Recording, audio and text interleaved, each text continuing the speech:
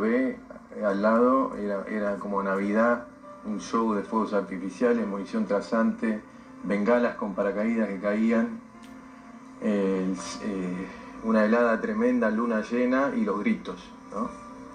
Y nosotros estábamos con un mortero apoyando a la primera sección de nuestra compañía C, que se mete en esa picadora de carne, y los veo prepararse en fila india. Eran un teniente de 24, dos cabos de 22 y el resto todos colimbas como nosotros, que ya habíamos perdido 20 kilos.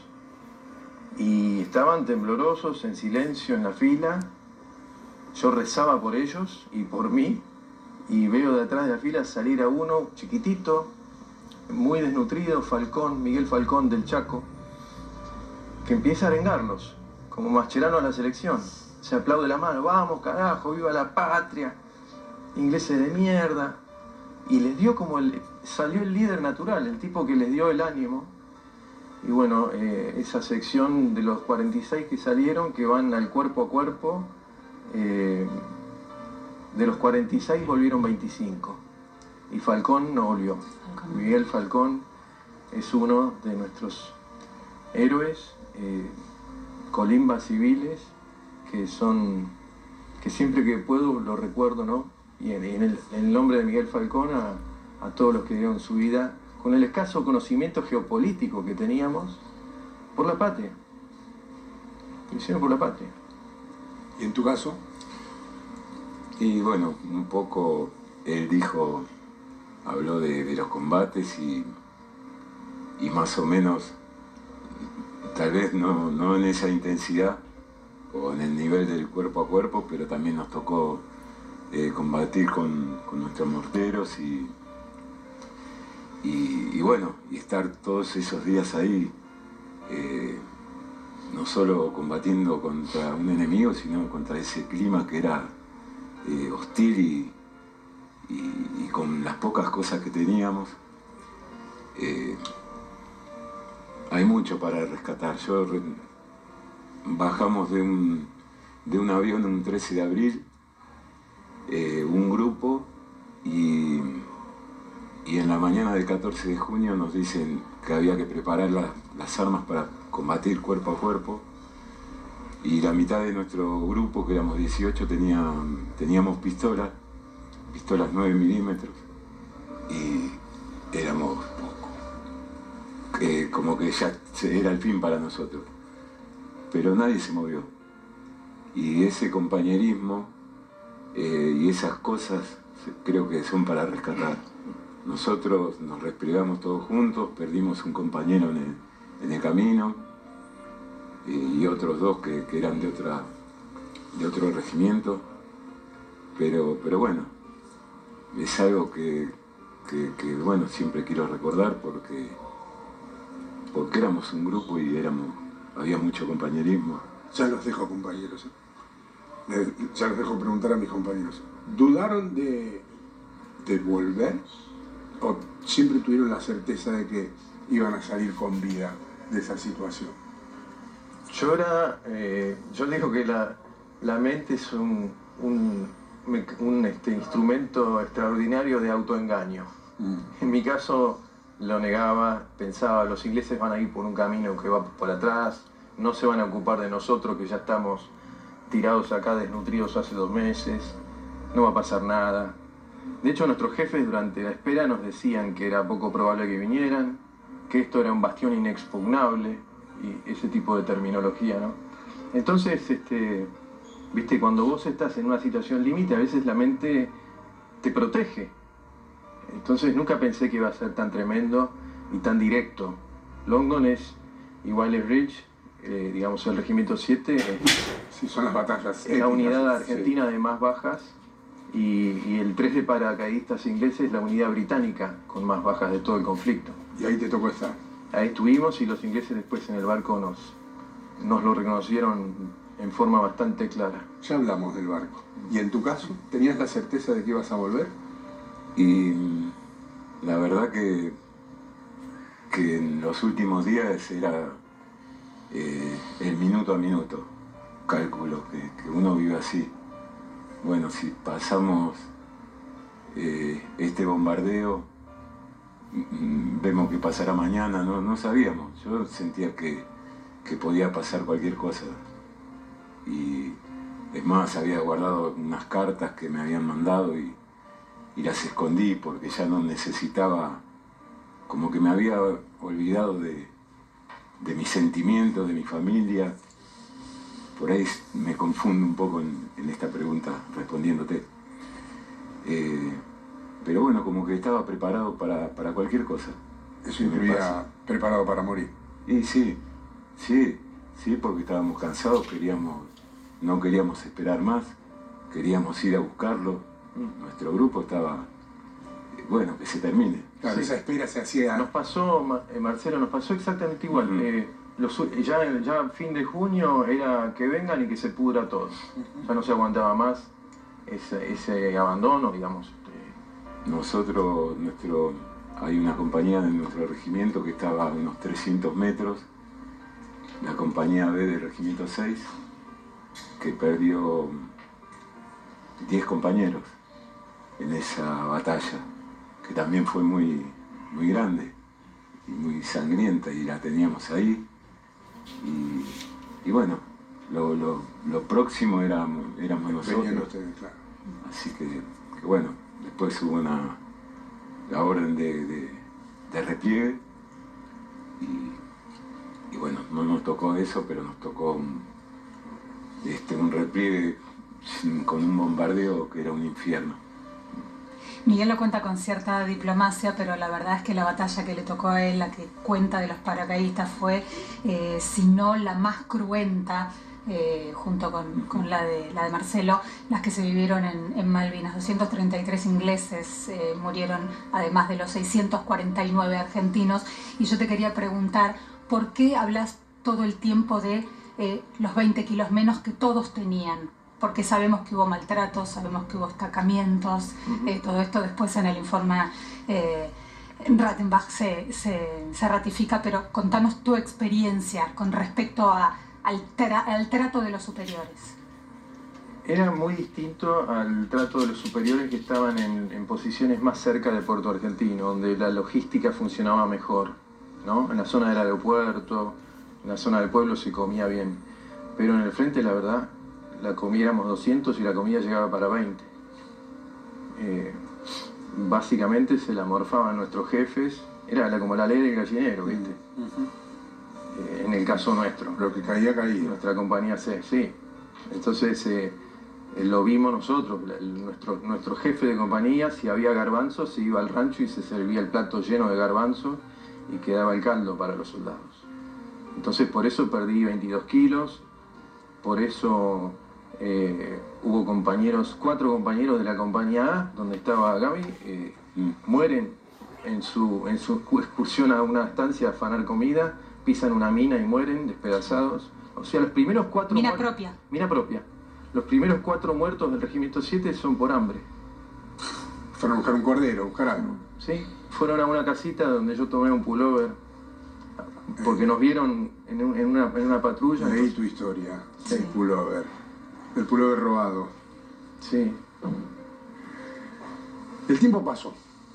Ustedes volvieron y todos tuvieron reacciones diferentes, porque como vos decís, la mente protege a todos de manera distinta. Y en algún momento aparece Malvinas. Supongo que en algún momento la alegría de volver, el éxtasis de estar con vida, el reencuentro con tu familia, haber dejado atrás el infierno.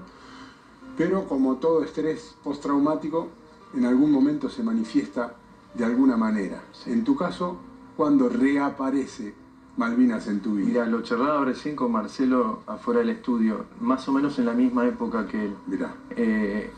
Yo había negado todo, de hecho había hecho de cuenta que no me ocurrió. Me fui al interior a vivir a Venado Tuerto, Santa Fe, donde tenía un negocio de artículos rurales y siderúrgicos, y en el 2001, en la crisis del 2001, me estoy fundiendo y estoy perdiendo todo lo que tenía. Eso me gatilló la primer pesadilla de combate. Nunca antes había soñado. Revivo con precisión cinematográfica la mañana del 12, donde nos están lloviendo morterazos artillería sin retroceso y hasta con un barco, el Avenger, que tenía las coordenadas, también nos estaban tirando. Estoy en el pozo con 2 amigos muertos, otro, mi compañero, herido con esquirlas en cadera e intestino. Estamos atrapados en ese pozo 8 horas sin poder salir, rezando desesperado, yéndome de este mundo, mi vieja, mi abuela en la cabeza, y en la pesadilla me suena un celular.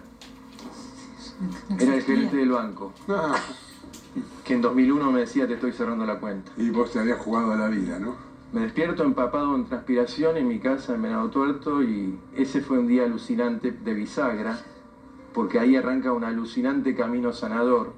19 años después. Que lo charlábamos con Marcelo, él fue parecido, de darte cuenta de que solo no podés con esa mochila. Y decido pedir ayuda psicológica, por primera vez 20 años después. ¿Y en tu caso? No, vos hablabas del éxtasis, de la vuelta, de estar con vida y la verdad es que yo no sentía ningún tipo de alegrías, no sentía tristeza, ni alegría, no sentía nada. Lo único que quería estar era con mi mamá, abrazarla, y me costó muchísimo volver a estar de vuelta en la sociedad.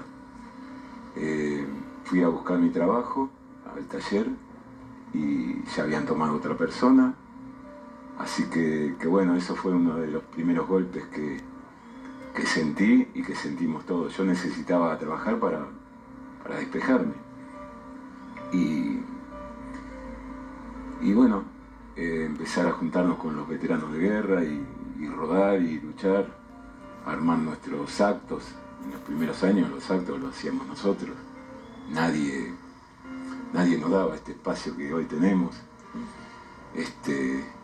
Éramos los locos de la guerra.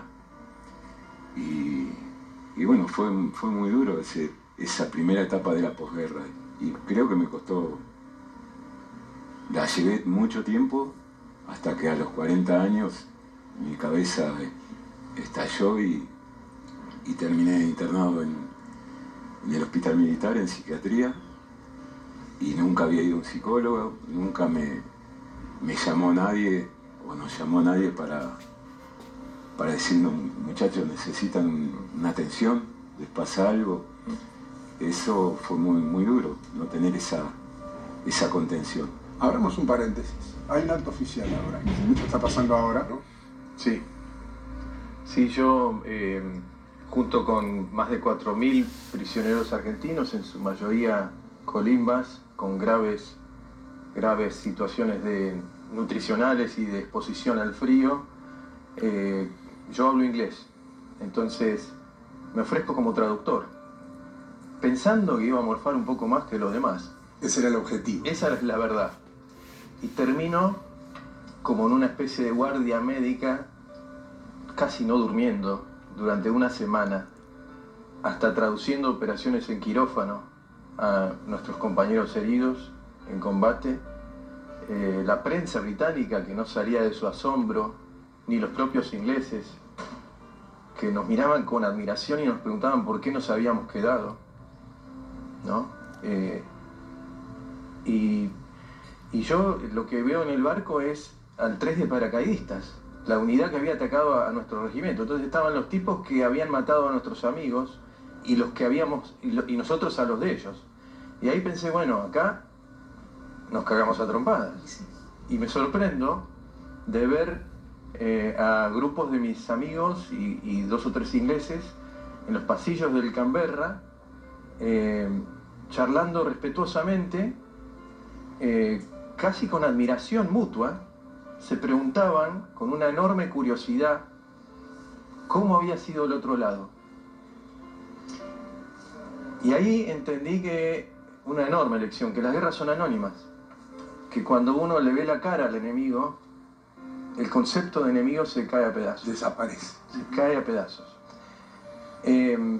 Los verdaderos protagonistas, los que habíamos estado en la turba matándonos, veníamos dando una lección de civilidad al mundo y veníamos trascendiendo a la peor inmoralidad de la civilización, que es la guerra. mientras en los dos países se seguía con el patrioterismo y el imperialismo exacerbados por los medios de comunicación, los actores veníamos entendiendo lo que había pasado. Fue como un experimento antropológico lo que pasó en ese barco. Hace un punto ahí. También le vamos a preguntar a Marcelo cómo es que termina luego en un escenario, porque todo esto da un rulo, una parábola extraordinaria que los ubica a ustedes en lugares completamente diferentes, porque así es la vida. Al tener un barco inglés, sabe hablar inglés, se ofrece Savage como traductor, dice, por ahí podía comer un poco más sabiendo hablar inglés, y resulta que termina siendo casi que el nexo entre todo su grupo y los ingleses. Y ahí se produce un hecho que en ese momento seguramente no lo evaluaste como milagroso, más allá de comprender que el que estaba allá y acá eran lo mismo. Digamos que la guerra no existe si no es que la deciden otros y no los que la disputan. Y después, años después, esa historia te lleva a un lugar increíble, pero contala vos, obviamente, sos el protagonista. El inglés que me llevaba por todo el barco, comunicando las tareas a los heridos y los horarios de las comidas y la prensa, era un cabo del 3 de paracaidistas, de solo 2 años más que yo, 21 años, y se llamaba Mark Burnett. Y Burnett es mi apellido materno. Mirá. Del lado materno eran pioneros inmigrantes escoceses que llegaron a la Argentina en 1840, a Chascomús. Mi vieja se llamaba Jean Burnett. Y entonces fue como muy choqueante todo. Mira, capaz que somos parientes, porque en ese grupo pudo haber venido los antepasados de mi mamá, Elson Scott, que estaban en el mismo grupo. Bueno, y sí, y esos escoceses, la colonia de Chascomús y Santa Catalina en Monte Grande, fue histórico. Pero bueno, me hago bastante compinche, la verdad, y juntos, con este cabo, mi ex enemigo, él me decía, yo ahora no te puedo matar, que te conozco. Y nosotros le decíamos más o menos lo mismo. Y veníamos hablando de música, escuchábamos a Genesis, Pink Floyd, ellos también, y deporte, y fútbol, y de chicas, lo que hablan pibes de 20 años. Obvio. Y veníamos, el clima que había en el Canberra era se mezclaba la euforia de estar navegando al abrazo con nuestra familia, con el shock y la tristeza por nuestros queridos compañeros caídos. Pero lo que predominaba era esa euforia de estar vivo, de haber zafado milagrosamente. Teníamos 19, no estábamos preparados para morir, queríamos vivir. Me hago bastante compinche con este ex enemigo, y cuando llegamos a Madrid yo estaba cuidando a 2 amputados en un cuarto, y él me busca para despedirse y aparece con 2 naranjas. Hace un punto ahí. Quédate en las 2 naranjas, porque como hay vivos por todos lados, tengo que ir a uno de ellos. Sigan ustedes la historia, ¿eh? Berra. Viene Burnett y te trae 2 naranjas. Claro. El cabo inglés. Como símbolo de lo que se había generado en ese barco, ¿no? Ellos nos admiraban. De hecho, el jefe de Burnett me dijo, yo los admiro a ustedes, porque ustedes se quedaron y nos pegaron una paliza. Somos la unidad británica con Así más... te dijo. Sí.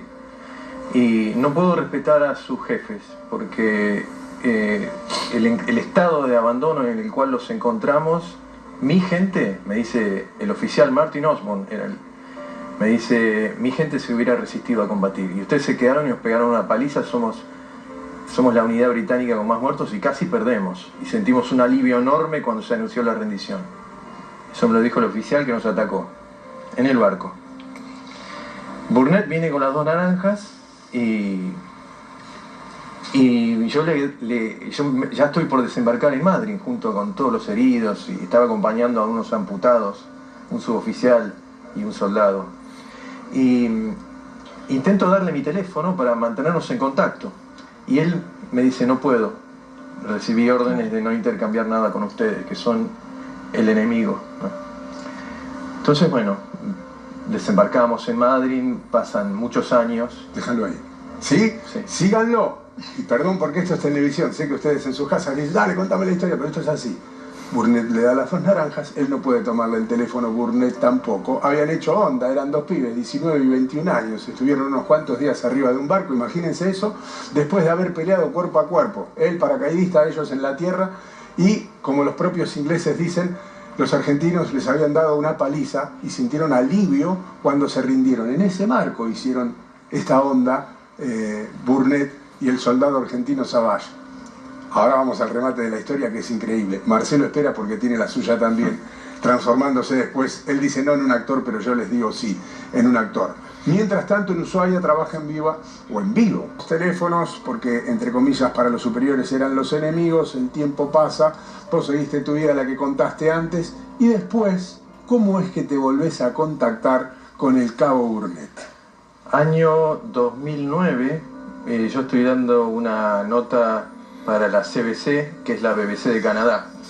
Ellos estaban en la Argentina cubriendo cuando la justicia argentina declara imprescriptibles los tormentos a Colimbas por parte de sus jefes. Canadá es un país muy respetuoso de los derechos humanos y lo estaban viendo con admiración, esa movida de la justicia argentina. Y en ese marco era la nota, pero al final les cuento esta historia, la de las naranjas, ¿no? Y la periodista casi se cae de la silla y me dice, ¿vos tenés idea quién es Mark Burnett hoy? Mark Burnett es... Ay, vos lo nombraste con nombre y apellido. Sí, sí, claro, porque yo me acordaba perfecto porque es mi apellido materno. Mi vieja se llamaba Jean Burnett, Juana Burnett, de los escoceses de Chascomús, te repito. Nosotros somos cuarta generación de argentinos descendientes de escoceses, pero mantuvimos el idioma. Entonces, la tipa me dice, Burnett es hoy día el tipo más poderoso del cine y de la televisión mundial. Es el presidente de MGM, es el creador de Survivor. Metro Goldwyn Mayer, ¿eh? Sí. Metro Goldwyn Mayer. Sí. Es el creador de La Voz en todo el planeta. Y es lo último que hizo, la vida de Luis Miguel en Netflix. La serie, claro. ¿No? Multipremiado celebrity. El hombre de las naranjas. Me dice, escribile un email, se va a acordar de vos. Entonces, tembloroso en la compu, le escribo un email con 2 o 3 cositas que solo yo podría saber. Intimidades. Sí. Intimidades. Dentro de esas intimidades le recuerdo cuando puso a lavar los baños al sargento Ayudante Ibáñez, alias el Urco, que era el tipo que estaqueaba a mis compañeros, que a mmí me hizo un simulacro de fusilamiento por encontrarme con una latita de picadillo. Entonces fue como una venganza entre adolescentes, ¿no? Y Burnett puso a limpiar los baños. Puso a limpiar los baños, que fue al día de hoy es motivo de risa en los asados con los compañeros, ¿no? Entonces, escribo ese email y le recuerdo las conversaciones filosóficas que tuvimos a bordo de ese barco, junto con él y sus amigos y los míos. Y cómo habíamos entendido que más allá de las razones geopolíticas habíamos quedado atrapados en ese laberinto. Me contesta al día siguiente, un email llorando frente a su computadora diciéndome que es la carta más significativa que recibió en su vida y que se acuerda de las 2 naranjas. Las puedo oler a las 2 naranjas, ni siquiera pude contarle a mi esposa, necesito abrazarme con ella ahora. Eso fue en 2009. Yo estaba fundido con el paro del campo, con mi negocio en Venado Tuerto, no tenía plata para el avión. Entonces me daba vergüenza decírselo. No tengo, claro. No tengo. Termino haciendo el viaje en 2015 con Andrea, mi esposa, que es periodista de tecnología, y yo viajo como primer damo. Claro. Terminamos en 2015 en Santa Mónica, California. Nos invitó a su casa. Y yo me levanté bien temprano en el hotel y fui a un supermercado a 2 cuadras y compré 2 naranjas. Y voy con unas fotos de London que él había estado ahí y unos rosarios, porque son muy católicos. Y aparezco en su mansión en Malibu con vista al Pacífico. Mansión, ¿no? Mansión. Había como 15 autos de lujo estacionados, pensé, armó una fiesta para mí. No era todo el personal de la casa.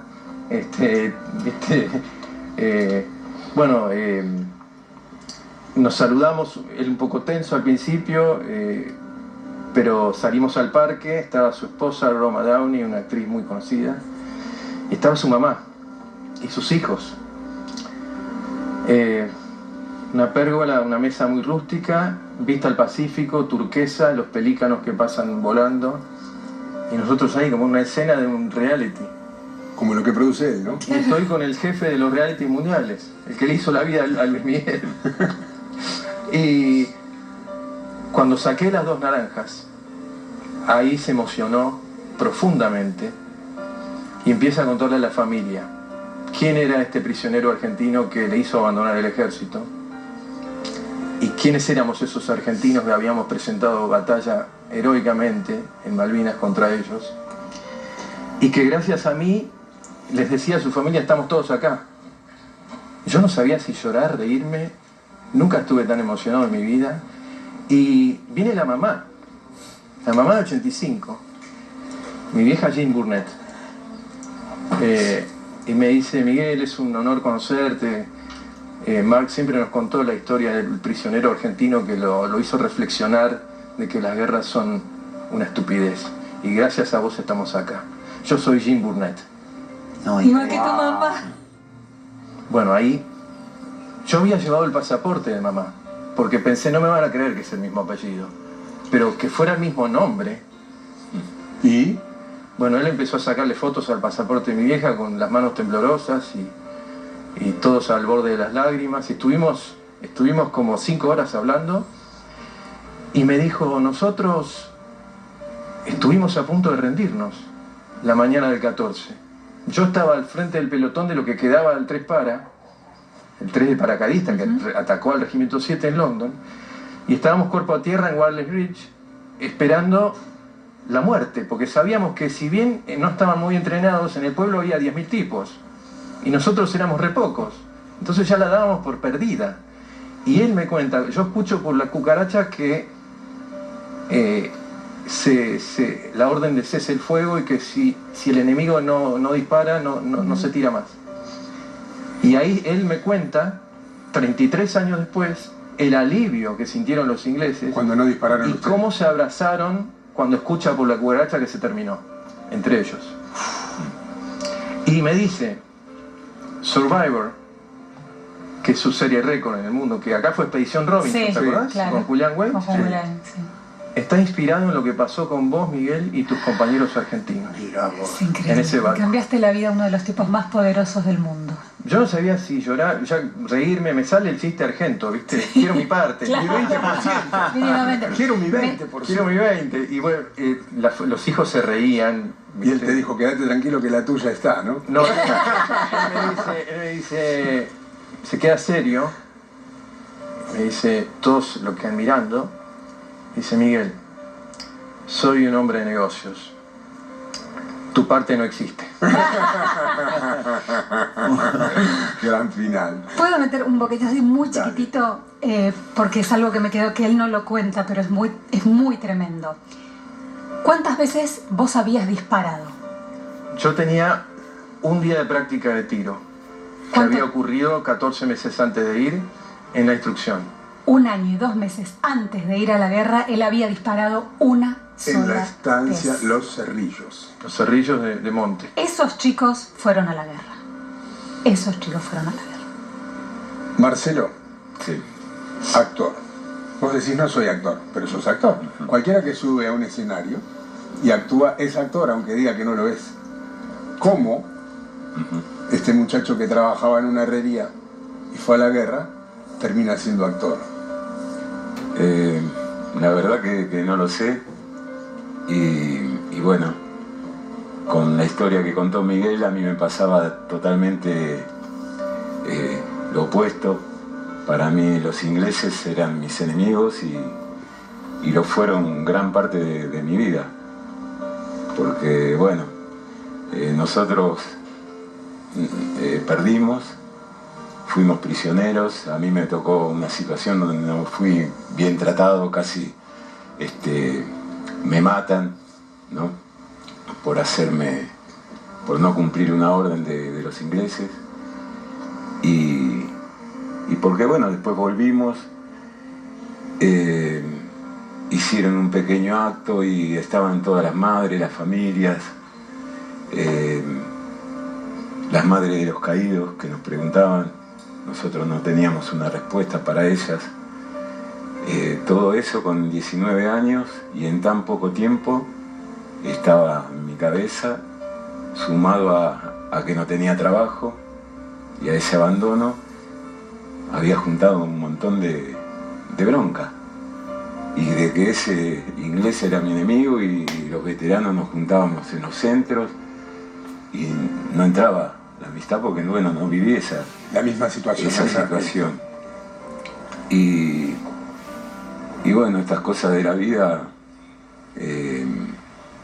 Lola Arias, que es la directora de esta obra de teatro, me ubica a través del deporte, porque después de haber caído en esta internación yo empecé a hacer deporte y bueno, corrí carreras, salí adelante y para ella fue importante esa historia y me convocó a si tenía ganas de participar de esta obra de teatro. Y entrevistaron a varios veteranos argentinos, yo le dije que no quería saber nada, era todo un riesgo hablar de un tema que es una herida abierta en los argentinos y estar con los ingleses podía quedar como un traidor, cualquier cosa, y yo no necesitaba eso. Yo quiero terminar mi vida desfilando con los veteranos, con los que están ahí, que son compañeros míos. Pero bueno, hablé con mi psicóloga, me dijo date la oportunidad y fui y me presenté. Porque hay ingleses, aclaramos, por eso claro. dice. Sí, hay dos en la ingleses obra hay ingleses. y hay un Gurkha. Y me presenté, conocí a los dos argentinos, Gabriel Sagastume y Rubén Otero, que eran los primeros que estaban en un galpón por acá cerca. Los conocí a ellos y ya me enseguida nos hicimos amigos. Y al segundo día me agarra Rubén y me dice, vos tenés que estar. Y bueno, digo, ¿por qué no? También sentía que mi historia por ahí era muy chica, conociendo tantas otras. Digo, ¿por qué no? Si yo siempre hablé de Malvinas en todas partes. Me la juego, a pesar de que no conocía un teatro, no había ido nunca a un teatro, nunca había hecho nada con la actuación. Y a los 20 días llegan los ingleses.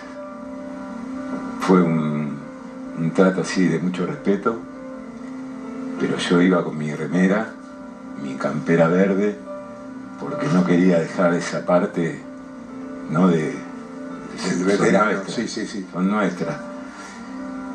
Pero a los 2 o 3 días me daba cuenta que no tenía, ya los empecé a conocer y bueno, David tenía su familia, su hija, contaba de sus secuelas de la guerra, y Lu también tenía bastantes problemas y bueno, empecé a ese enemigo a ver que había una persona.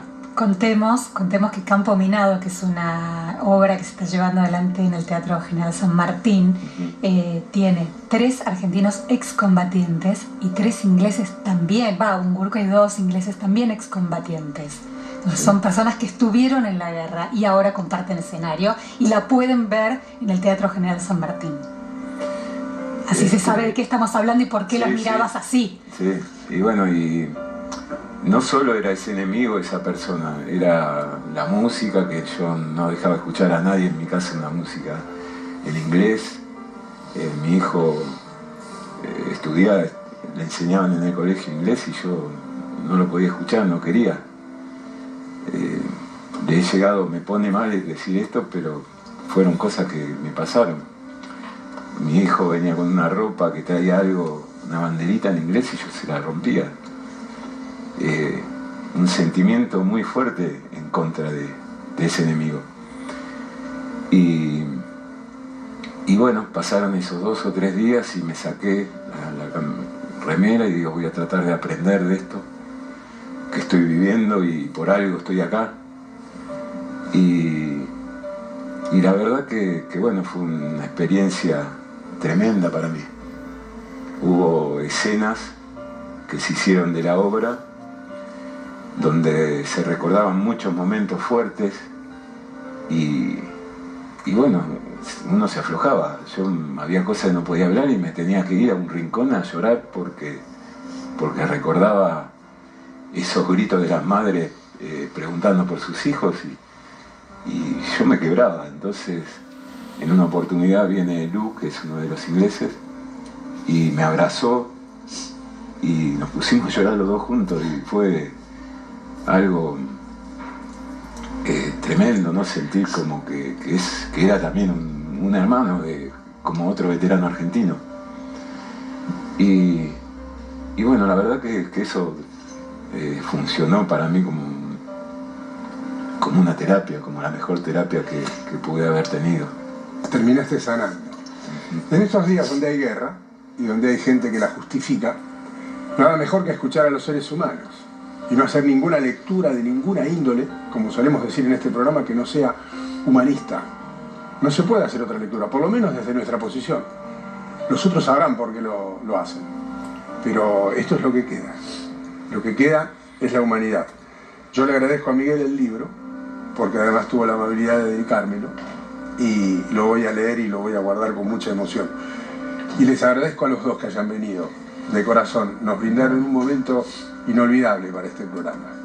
Bueno, muchas gracias. Muchas gracias. Para nosotros fue sanador también, en esta fecha que es tan fuerte para nosotros.